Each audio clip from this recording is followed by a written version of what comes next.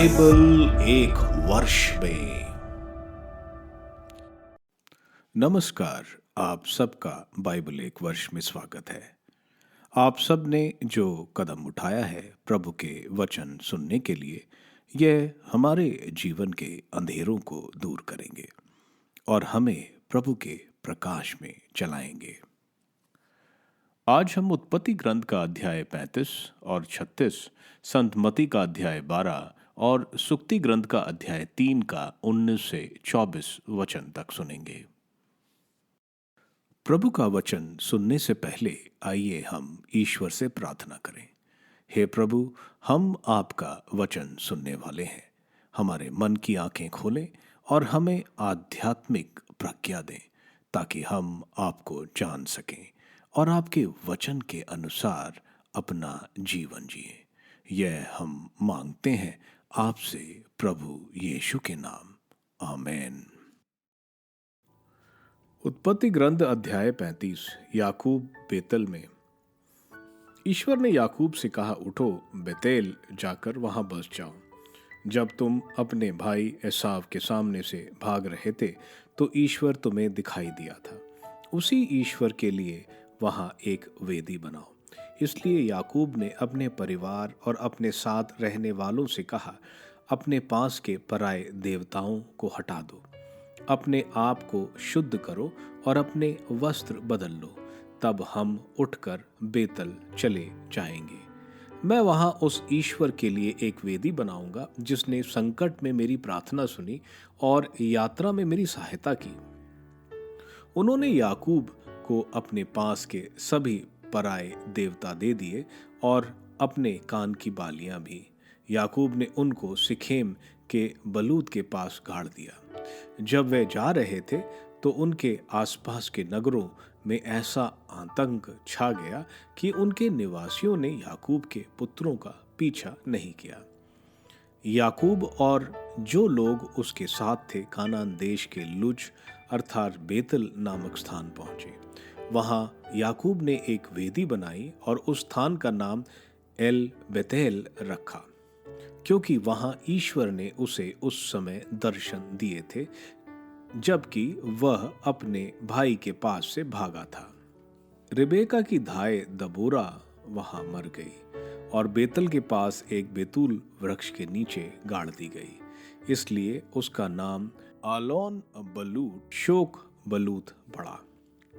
जब याकूब पदमारम से लौट आया था, ईश्वर ने दूसरी बार उसे दर्शन दिए और आशीर्वाद दिया। ईश्वर ने उससे कहा, तुम्हारा नाम याकूब है। अब से तुम्हारा नाम याकूब नहीं रहेगा, बल्कि तुम्हारा नाम इज़राइल होगा। इसलिए उसका नाम इज़राइल पड़ा। आगे ईश्वर ने उससे कहा, मैं सर्वशक्तिमान ईश्वर हूं, तुम फलो फूलो, एक राष्ट्र ही नहीं एक राष्ट्र समूह तुम में उत्पन्न होगा और तुम्हारे वंशजों में राजा भी उत्पन्न होंगे। यह देश जो मैंने इब्राहिम और इसहाक को दे दिया था तुम्हें भी दे दूंगा और तुम्हारे बाद तुम्हारे वंशजों को भी यह देश दे दूंगा। फिर ईश्वर उस स्थान से जहां उसने उसके साथ बातें की थी ऊपर प्रस्थान कर लिया। उस स्थान पर जहां ईश्वर उससे बोला था, याकूब ने एक स्मारक स्तंभ बनाया। वह पत्थर का स्तंभ था। उसने उस पर तेल और अर्ध उड़ेला। इसलिए याकूब ने उस स्थान का नाम जहां ईश्वर उससे बोला था बेतेल रखा। बेन्यामीन का जन्म। इसके बाद वे बेतेल से आगे बढ़े।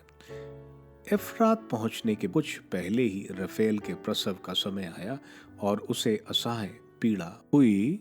जब उसे बहुत अधिक प्रसव पीड़ा होने लगी तो दाई ने उससे कहा, डरो मत, क्योंकि इस बार भी तुम्हें पुत्र होगा।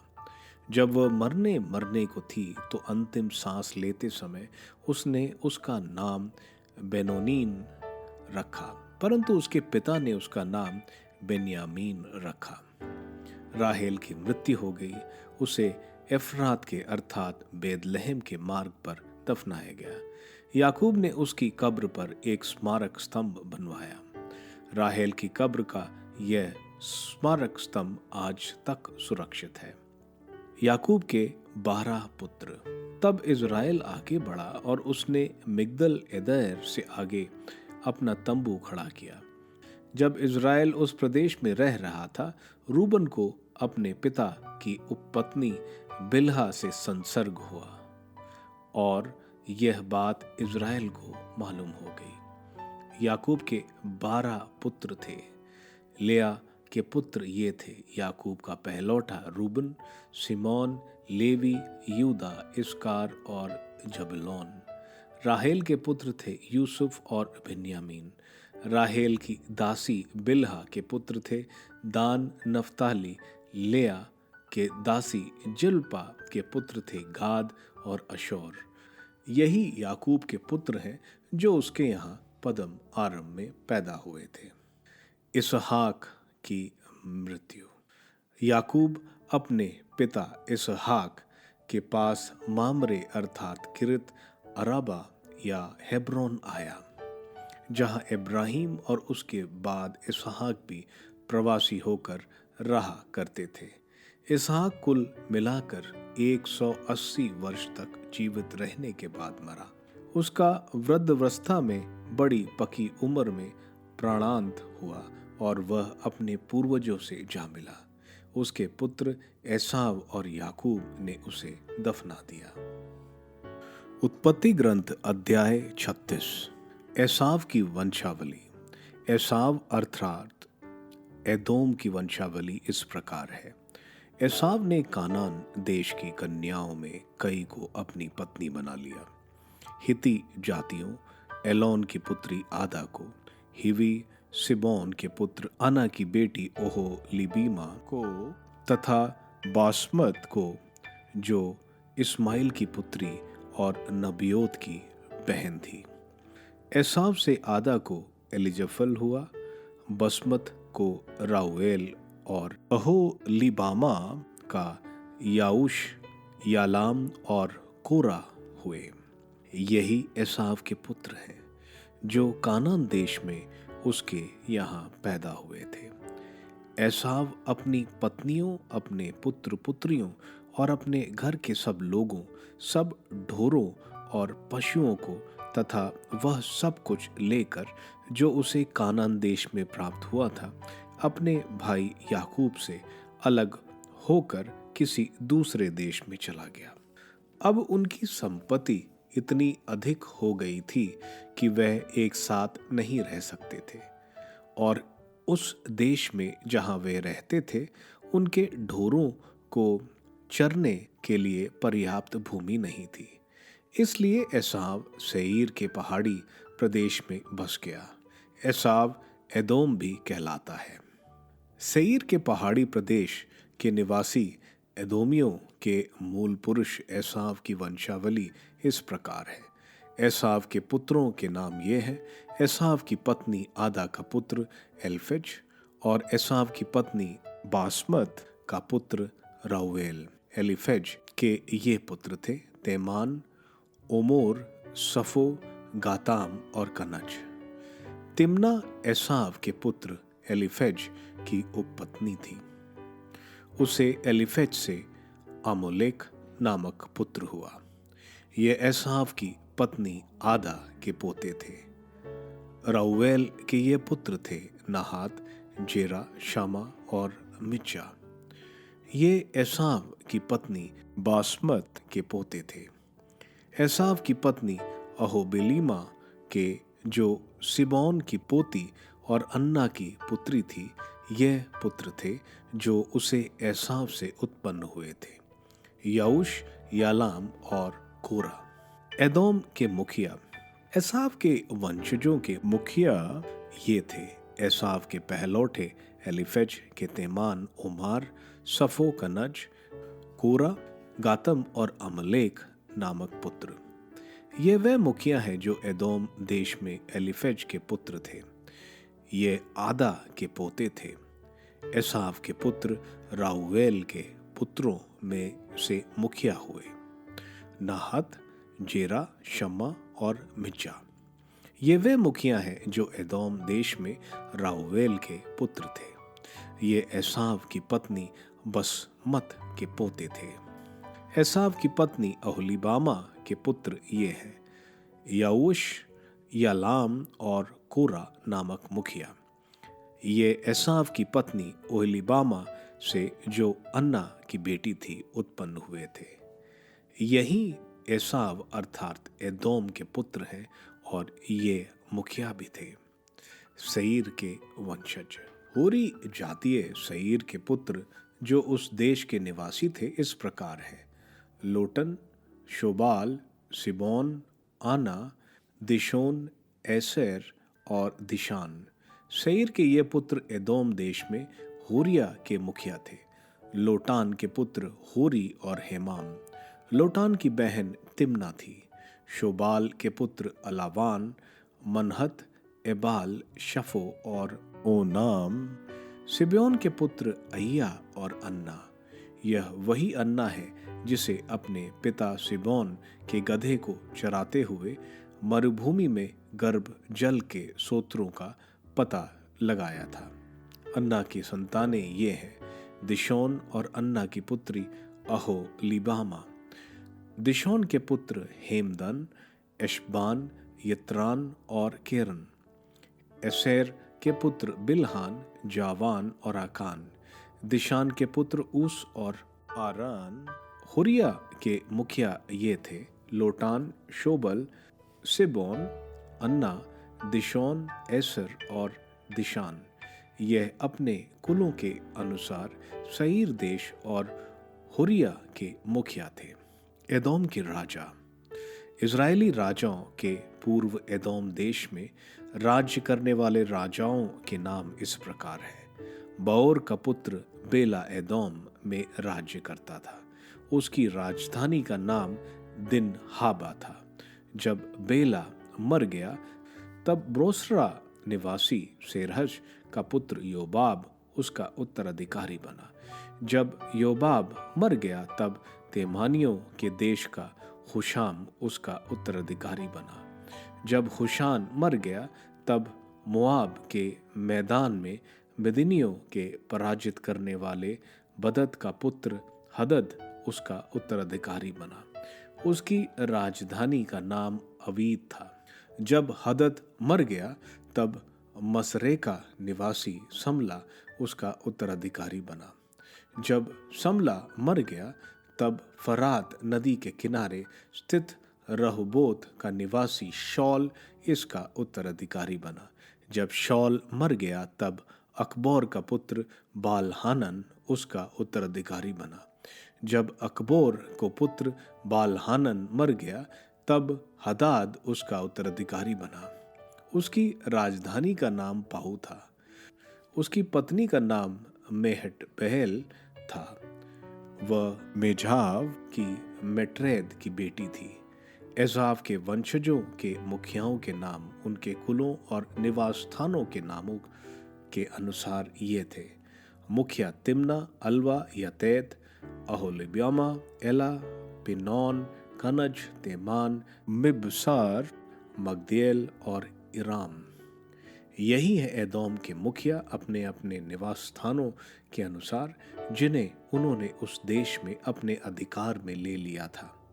यही एदोमियों के मूल पुरुष एसाव की वंशावली है। संत मती का अध्याय 12। विश्राम के दिन बालें तोड़ना। ईसा किसी विश्राम के दिन गेहूं की खेती से होकर जा रहे थे।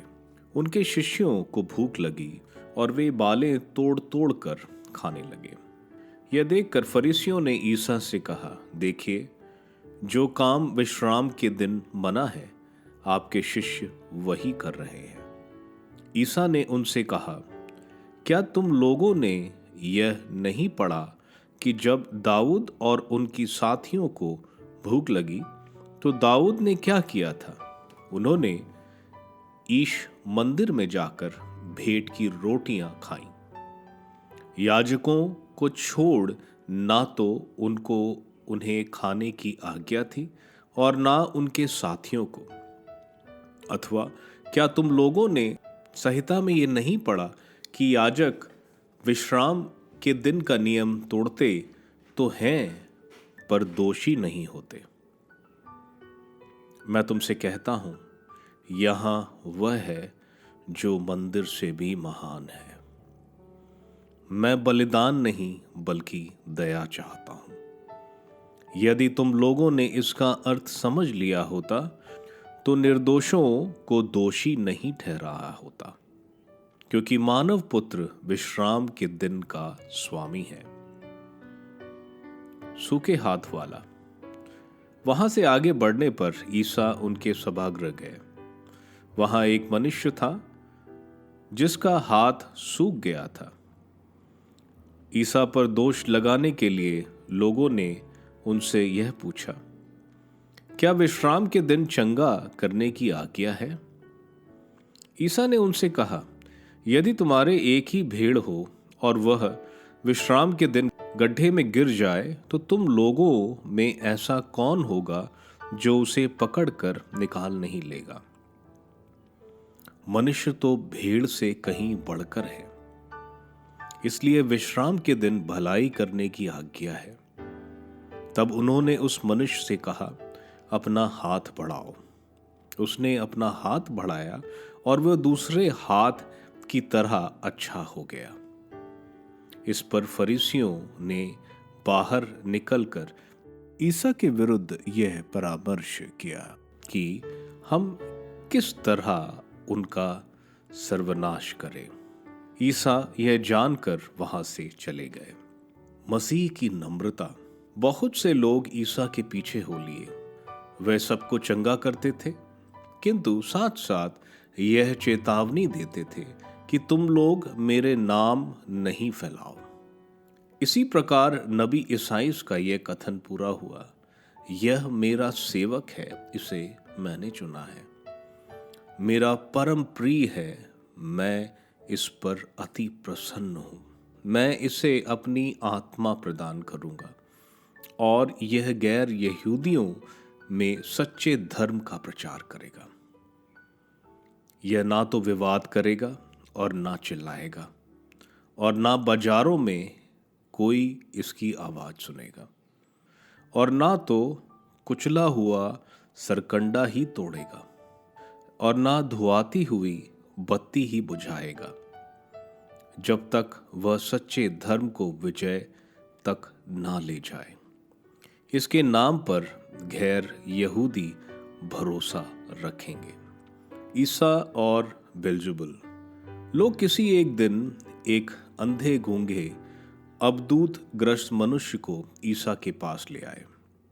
ईसा ने उसे चंगा किया और वह बोलने और देखने लगा। सब लोग अचंभे में पड़कर यह कहते रहे, कहीं यही तो दाऊद का पुत्र नहीं है? यह सुनकर फरीसियों ने कहा, यह नरक दूतों के नायक बेल्ज़ेबुल की सहायता से नरक दूतों को निकालता है।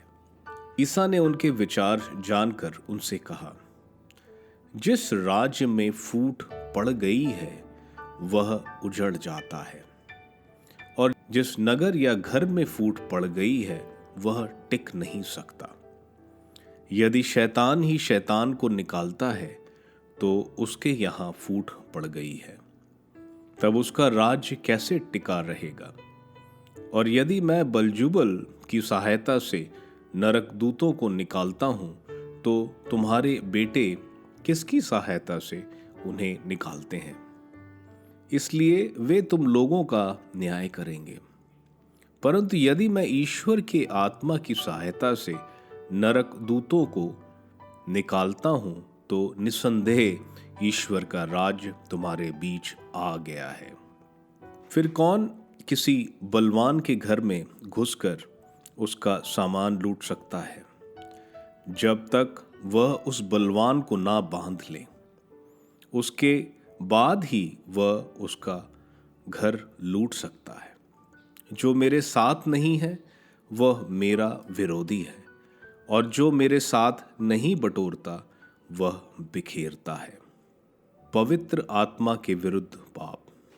इसलिए मैं तुम लोगों से कहता हूं, मनुष्यों को हर तरह के पाप और ईश निंदा की भी क्षमा मिल जाएगी, परंतु पवित्र आत्मा की निंदा की क्षमा नहीं मिलेगी। जो मानव पुत्र के विरुद्ध कुछ कहेगा उसे क्षमा मिल जाएगी, परंतु जो पवित्र आत्मा के विरुद्ध बोलेगा उसे क्षमा नहीं मिलेगी, ना इहलोक में ना और ना परलोक में। फल से पेड़ की पहचान। या तो पेड़ को अच्छा मानो और उसके फल को भी, या पेड़ को बुरा मानो और उसके फल को भी। पेड़ तो अपने फल से पहचाना जाता है। सांप के बच्चों, तुम बुरे होकर अच्छी बातें कैसे कह सकते हो? जो हृदय में भरा है वही तो मुंह से बाहर आता है। अच्छा मनुष्य अपने अच्छे भंडार से अच्छी चीजें निकालता है और बुरा मनुष्य अपने बुरे भंडार से बुरी चीजें। मैं तुम लोगों से कहता हूं, न्याय के दिन मनुष्यों को अपनी हर निकम्मी बात का लेखा देना पड़ेगा, क्योंकि तुम अपनी ही बातों से निर्दोष या दोषी ठहराए जाओगे। योनस का चिन्ह। उस समय कुछ शास्त्री और फरीसी ईसा से बोले, गुरुवर, हम आपके द्वारा प्रस्तुत कोई चिन्ह देखना चाहते हैं। ईसा ने उन्हें उत्तर दिया, यह दुष्ट और विधर्मी पीढ़ी एक चिन्ह मांगती है, परंतु नबी योनस के चिन्ह को छोड़कर इसे और कोई चिन्ह नहीं दिया जाएगा। जिस प्रकार योनस 3 दिन और 3 रात मत्स्य के पेट में रहा, उसी प्रकार मानव पुत्र भी 3 दिन और 3 रात पृथ्वी के गर्भ में रहेगा। न्याय के दिन निनवे के लोग इस पीढ़ी के साथ जी उठेंगे और इसे दोषी ठहराएंगे, क्योंकि उन्होंने योनस का उपदेश सुनकर पश्चाताप किया था। और देखो, यहाँ वह है जो योनस से भी महान है। न्याय के दिन दक्षिण की रानी इस पीढ़ी के साथ जी उठेगी और इसे दोषी ठहराएगी, क्योंकि वह सुलेमान की प्रज्ञा सुनने के लिए पृथ्वी की सीमांतों से आई थी। और देखो, यहाँ वह है जो सुलेमान से भी महान है। अशुद्ध आत्मा का आक्रमण। जब अशुद्ध आत्मा किसी मनुष्य से निकलता है तो वह विश्राम की खोज में निर्जल स्थानों में भटकता फिरता है, किंतु उसे विश्राम नहीं मिलता। तब वह कहता है, जहां से निकला हूं अपने उसी घर वापस जाऊंगा। लौटने पर वह उसे घर को खाली, झाड़ा बुहारा और सजाया हुआ पाता है। तब वह जाकर अपने से भी बुरे 7 आत्माओं को ले आता है और वे उस घर में घुसकर वही बस जाते हैं। इस तरह उस मनुष्य की यह पिछली दशा पहले से भी बुरी हो जाती है। यही दशा इस दुष्ट पीढ़ी की भी होगी। ईसा के यथार्थ संबंधी। ईसा लोगों को उपदेश दे रहे थे कि उनकी माता और भाई आए, वे घर के बाहर थे और उनसे मिलना चाहते थे। किसी ने ईसा से कहा, देखिए, आपकी माता और आपके भाई बाहर हैं, वे आपसे मिलना चाहते हैं। ईसा ने उससे कहा, कौन है मेरी माता, कौन है मेरे भाई? और हाथ से अपने शिष्यों की ओर संकेत करते हुए उन्होंने कहा, देखो, ये है मेरी माता और मेरे भाई। क्योंकि जो मेरे स्वर्गिक पिता की इच्छा पूरी करता है वही है मेरा भाई, मेरी बहन और मेरी माता। सुक्ति ग्रंथ अध्याय 3 वचन 19 से 24। प्रभु ने प्रज्ञा से पृथ्वी को स्थापित किया, उसने विवेक से आकाश को सुदृढ़ किया। उसके ज्ञान से पानी महागर्ज से फूट निकला और ओस बादलों से टपकने लगी। प्रभु की सहायता। पुत्र, समझदारी और विवेक सुरक्षित रखो, उन्हें अपनी आंख से ओझल ना करो, जिससे वे तुमको जीवन प्रदान करे और तुम्हारे कंठ की माला बने। इस प्रकार तुम अपने मार्ग पर निरापद आगे बढ़ोगे और तुम्हारे पैर को ठोकर नहीं लगेगी। तुम निर्भय होकर लौटोगे और लौटने पर तुम्हें सुख की नींद आएगी। उत्पत्ति ग्रंथ के अध्याय 35 और 36 में हम देखते हैं प्रभु याकूब से कहते हैं बेतल जाने को। इस पर हम देखते हैं याकूब जो अपने परिवार को काबू में नहीं रखता था, अब हम देखते हैं कि वो परिवार को आदेश देता है कि अपनी सारी मूर्तियां को फेंको। पदम आराम के निवासी मूर्ति पूजा करते थे और राहेल को हमने देखा था कि वो लाबान की मूर्ति लेकर भागती है। सब याकूब की बात मानते हैं और मूर्तियों को फेंकते हैं। हम देखते हैं प्रभु कानान नगरों के निवासियों पर याकूब और उसके परिवार का आतंक बैठा देते हैं। बेतेल में ईश्वर याकूब को दर्शन देते हैं और उसको आशीर्वाद देते हैं और इसको बोलते हैं कि तुम इज़राइल हो, तुम में राजा उत्पन्न होंगे। ईश्वर ने जो वादा अब्राहम को किया था वो ही याकूब को बोलते हैं और राजा उनमें उत्पन्न होंगे। ये दाऊद के बारे में और राजा प्रभु ईसा मसीह के बारे में बता रहे हैं।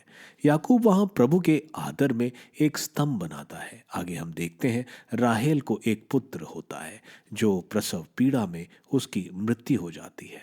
याकूब उसका नाम बेन्यामीन रखता है।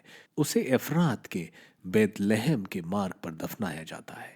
सबसे पहली बार बाइबल में बेतलहम का नाम आता है जहां मसीहा का जन्म होगा। आगे हम देखते हैं कि रूबन जो याकूब का सबसे बड़ा पुत्र था, जो याकूब की उपपत्नी बिल्हा के साथ संसर्ग करता है। यहाँ उसकी सजा नहीं बताई गई, लेकिन आगे हम देखेंगे कि वो अपने बड़े पुत्र होने का अधिकार खो देगा।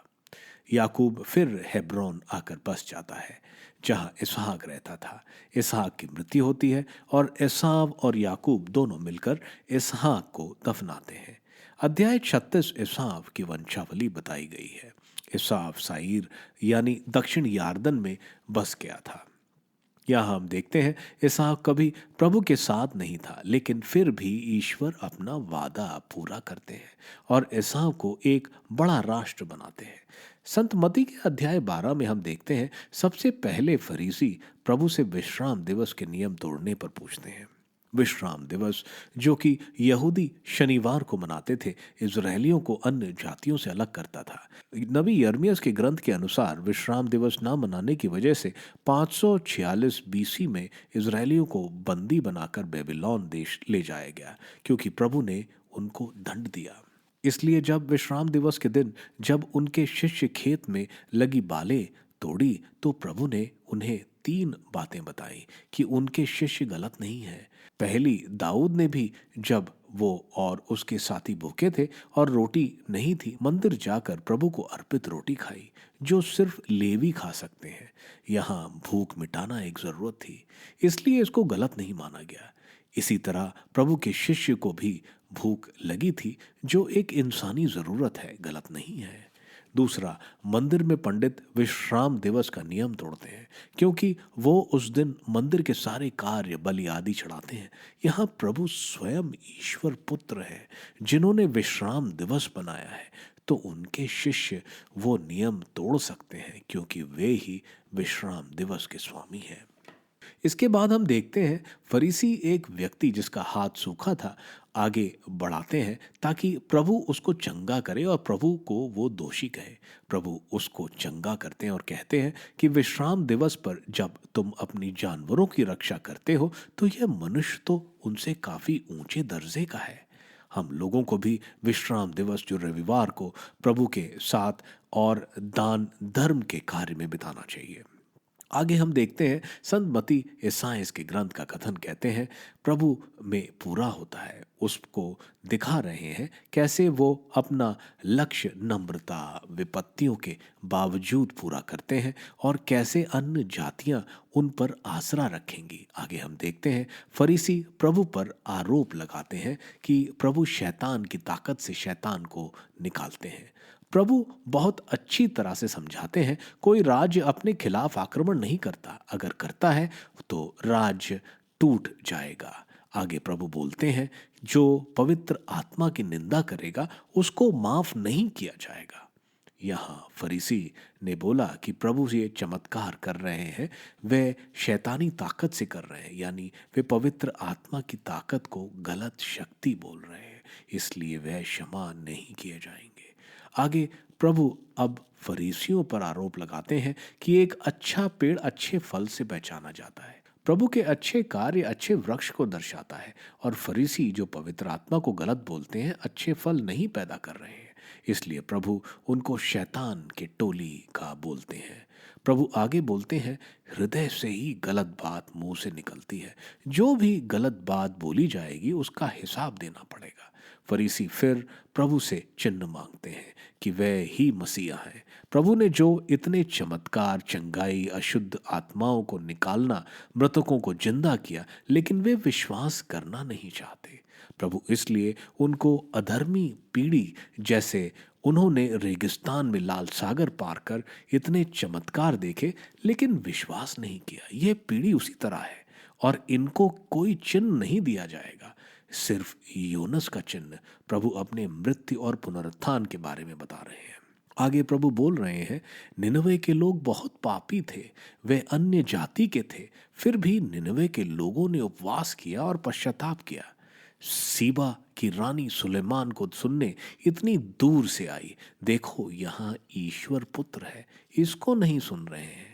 आगे प्रभु बोल रहे हैं कि जब किसी दुष्ट आत्मा को निकाला जाता है और उसमें प्रभु की उपस्थिति यानी प्रभु के वचन की उपस्थिति नहीं है, तो वह खाली और साफ जगह को 7 दुष्ट आत्मा कब्जा कर लेती है और उस मनुष्य की स्थिति पहले से बुरी होती है।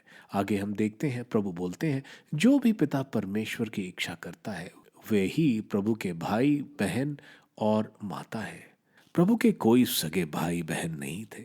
यहूदी रीति रिवाज में चाचा मौसी के बेटे जो सगे नहीं हैं उनको भी भाई से संबोधित किया जाता था, इसलिए उन्हें भाई कहकर संबोधित किया जा रहा है। सुक्ति ग्रंथ के अध्याय 3 वचन 19 से 24 में हमें बताया जा रहा है, प्रभु ने प्रज्ञा से पृथ्वी और ब्रह्मांड बनाया, और जब हम प्रभु की प्रज्ञा पर समर्पण करते हैं तो हम सृष्टि के साथ एक हो जाते हैं। सही निर्णय और विवेक को संभाल कर रखो, उसे अपना आभूषण बनाओ, तब तुम सुरक्षित रहोगे, गिरोगे नहीं। तुम्हारी जिंदगी सुरक्षित और खुशहाल रहेगी। आप सबको धन्यवाद ईश्वर के वचन सुनने के लिए। मैं आपसे विनती करता हूं कि आप बाइबल एक वर्ष में को दूसरों के साथ शेयर करें, क्योंकि प्रभु का वचन स्वयं प्रभु यीशु है। प्रभु को दूसरों को देने वालों को प्रभु की आशीष जरूर मिलेगी। मैं आप सबका बड़ी बेसब्री से कल इंतजार करूंगा। धन्यवाद।